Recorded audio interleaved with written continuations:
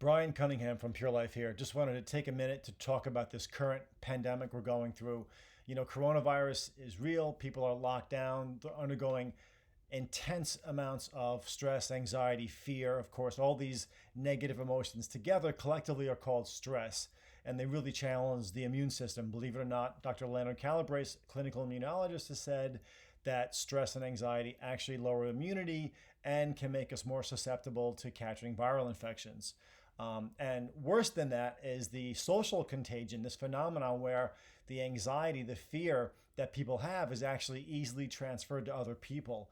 And unlike lockdown and quarantine to prevent the physical virus, these social viruses can't be quarantined because we get them on social media, on the news media, on a phone call with somebody we know who's also stressed and anxious. And so preventing this anxiety from depressing the immune system is critical because, of course, if you can relax and boost your immunity, you have strengthened your ability to fight off an infection and hopefully maybe even not get an infection in the first place.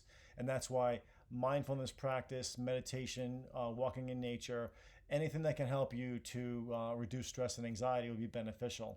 And the challenging part, of course, is that when we get hijacked by stress and anxiety, we lose rational thinking. We get more emotional, we get more instinctual, we get more reactive, and blood flow actually goes from the smart part of the brain, the frontal cortex back to the emotional part of the brain, and we don't always make smart choices. So things like exercise might get put off, and things like junk or comfort food might get put on the menu because they make us feel better immediately, but they have negative long-term consequences. So one more tool you can put in your arsenal for fighting this situation right now is, of course, all natural Gavitrol. It's been our bestseller by far for a long time.